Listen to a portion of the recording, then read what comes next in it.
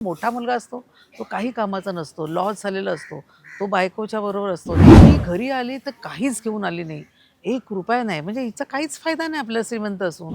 मी कितीही काही केलं तरी आजीचं माझ्यावर प्रेम येणारच नाही. याचं दुःख पण आहे तिला, की का प्रेम करत नाही. आता तसे नाही, लग्न झाले, सासू नको मुलीला, सासरा नको, आपण वेगळं राहायचं, नवरा बायको दोघेच वेगळं राहायचं. माझं स्पष्ट मत आहे, मी बोलेन तेच पूर्व दिशा आहे, मी सांगेन तसंच वागायचं. मी माझ्या मुलाला सांगते, हिचं शिक्षण बंद कर आणि तिला स्वयंपाक शिकव. बापासाठी मुलगीच उपयोगी पडते. मुलगा लग्न होऊन बायकोला घेऊन लांब जातो. मुलगी जी असते ती आई वडिलांना सांभाळत असते, ती तिच्या पगारातले पैसे पाठवत असते, शिवाय ती जॉब करते, त्याच्यातले नवऱ्याला न सांगता ती गुपचूप आईचं धान्य भरत असते. मी सीमा कांबळे, टेलीचक्कर रिजनमध्ये मी तुम्हा दोघींचं स्वागत करते. थँक्यू. थँक्यू. तर पहिला प्रश्न तुमच्यासाठी आहे मॅम. तर तुम्ही असं की तुमच्या मुलांचं आणि सुनेचं लव्ह मॅरेज झालं, तरी तुम्हाला असं वाटतं की तुमचा मुलगा तुमच्यापासून दूर जातो, तर तुम्ही म्हणजे तुमचा मुलगा आणि असं सुनेमध्ये असं म्हणजे डिफरन्स का करताय? ॲक्च्युली कसं आहे की प्रत्येक आईला भीती असते. म्हणजे आत्तापर्यंत जे बघितलं की इन जनरल सगळ्यांच्या ज्या आया असतात त्यांना भीती असते की आपला मुलगा सून आल्यानंतर आपल्यापासून लांब जाईल. आणि बऱ्याच गोष्टी घडलेल्या आहेत, आपण बघतोच, वाचतो पेपरला सगळे. तर म्हणजे त्या दुर्गाबाईंना असं वाटतं की माझाही मुलगा माझ्यापासून लांब, कारण मोठा मुलगा असतो तो काही कामाचा नसतो, लॉस झालेला असतो, तो बायकोच्या बरोबर असतो नेहमी, कारण त्याची बायको श्रीमंत असते. तर ही जो माझा मुलगा आहे त्याचं पण लव्ह मॅरेज असतं. तर मी लव्ह मॅरेज करायच्या विरुद्ध असते, त्याला लव्ह मॅरेज करायला देत नाही. पण तो बोलतो, आई ती खूप श्रीमंत आहे. तर मी म्हटलं, वा श्रीमंत आहे, मग करेल, लक्ष्मी तरी आणेल आपल्या घरात. असं थोडंसं ते कॅरेक्टर आहे की लक्ष्मी तरी आणेल. म्हणून मी लग्नाला परमिशन देते की बाबा कर लग्न. पण ही सगळं सोडून ती रिकाम्या हाताने घरी येते एका साडीनुसार. तो माझ्या डोक्यात राग आहे की ही घरी आली तर काहीच घेऊन आली नाही, एक रुपया नाही. म्हणजे हिचा काहीच फायदा नाही आपल्याला श्रीमंत असून.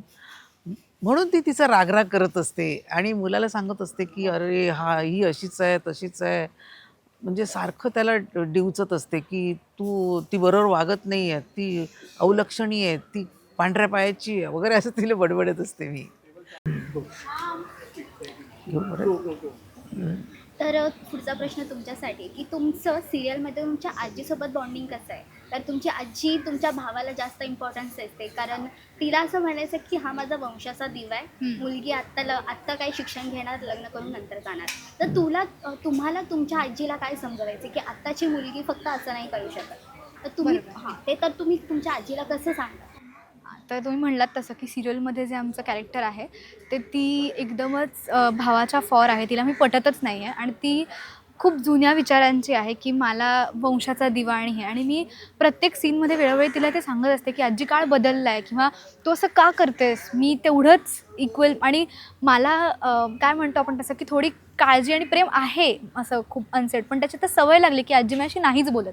त्याच्यामुळे ते आता कुठेतरी कमी झालं आहे की मी कितीही काही केलं तरी आजीचं माझ्यावर प्रेम येणारच नाही. याचं दुःख पण आहे तिला की का प्रेम करत नाही आहे, कारण आजीचं प्रेम लागतं ना तिला, किती नाही म्हणलं तरी. त्याच्यामुळे तिलाही ते हवंच आहे. पण तिचा प्रयत्न आहे की आजीला एक दिवस नक्की कळेल की तिची मुलगी पण छान, म्हणजे तिची सून पण छान आहे, तिची नातसुद्धा खूप छान आहे आणि त्यांचा बॉन्ड होईल.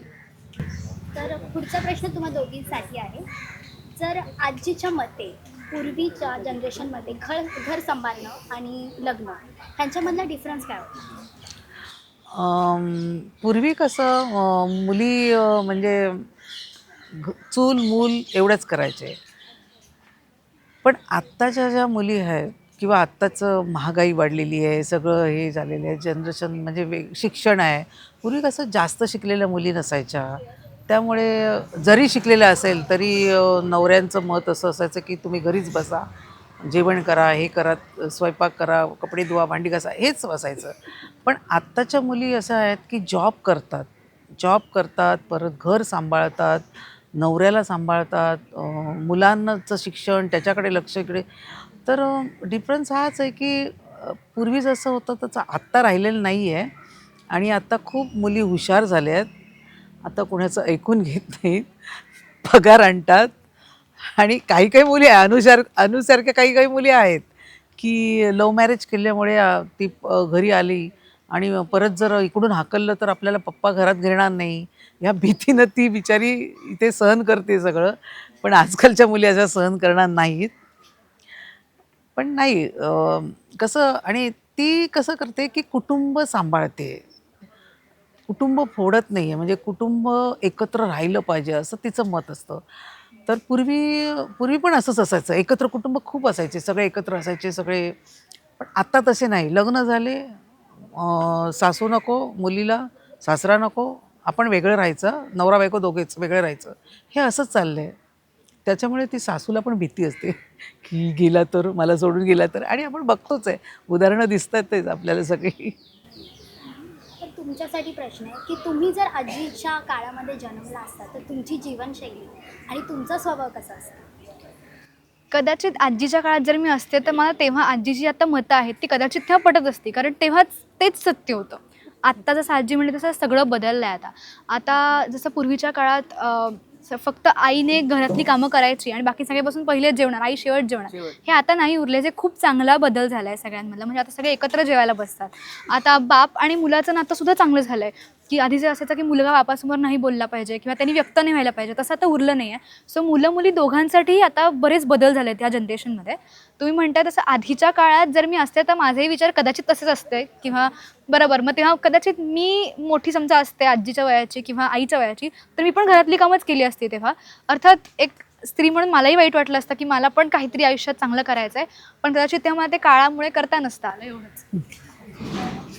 घरामध्ये जर एखादा निर्णय तुम्हाला घ्यायचा आहे तर तुम्ही कोणत्या बाजूने मतलब असाल की आजीच्या की नातीच्या?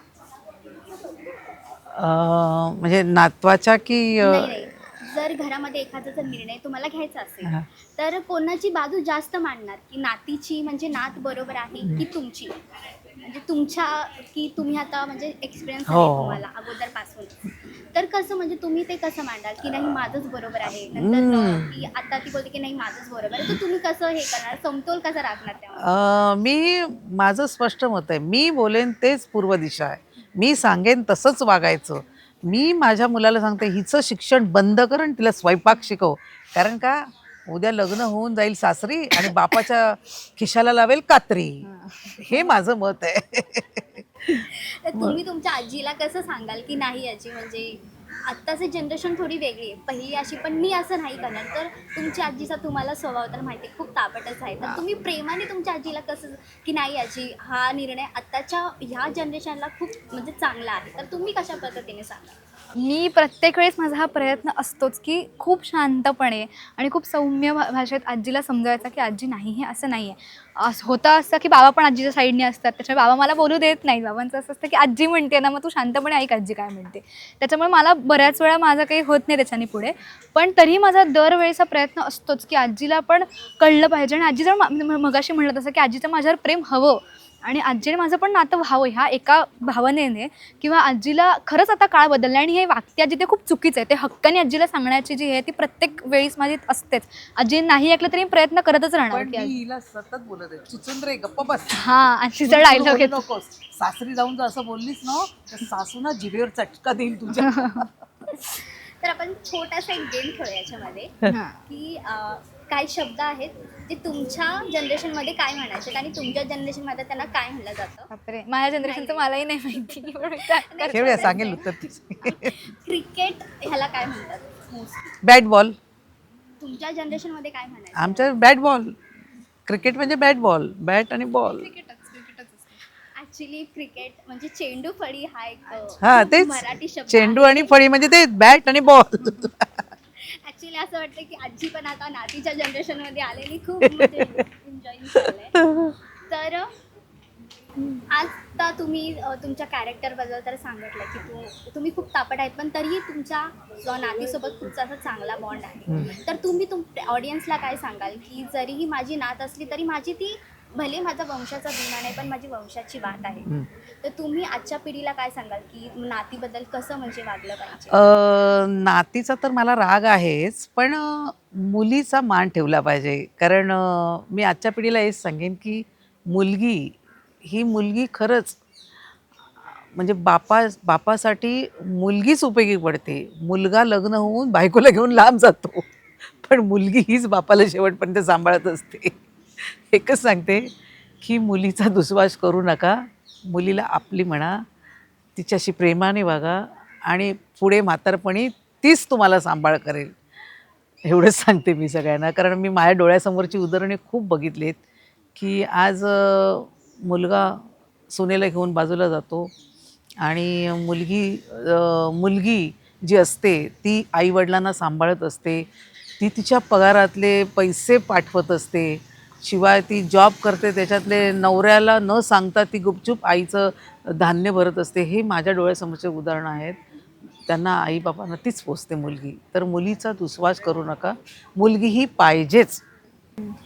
तर तुमच्यासाठी असं आहे की काही कुटुंबामध्ये असं असतं की आई वडील आपल्या आजी आजोबांना आई वडिलांना घराच्या बाहेर काढतात कारण त्यांना स्वतःचं घर हवं असतं. तर तुम्ही आजच्या जनरेशनला काय सांगाल आजीबद्दल?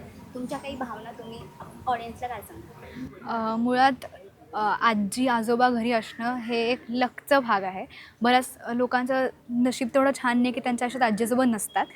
मला सिरियलमध्ये इकडे आजी मिळाली आहे, पण जर ती माझी वाईट जरी वागली तरी माझ्या खऱ्या आयुष्यात पण माझी आजी आहे. म्हणजे दोन्ही आज्या आहेत आणि मी खूप स्वतःला लकी समजते की दोघी त्या माझ्या घरीच असतात आणि त्यांचा एक्सपिरियन्स, त्यांचं एक सांगण्याचं, त्यांचं प्रेम खूप अनकंडिशनल आणि खूप खरं असतं. त्या खूप जीवापासून प्रेम करतात आणि ते खूप लकी लोकांना मिळतं. त्याच्यामुळे मी सगळ्यांना सांगेन की आजी आजोबांचा प्लीज रिस्पेक्ट करा. त्यांना मायेने जवळ घ्या.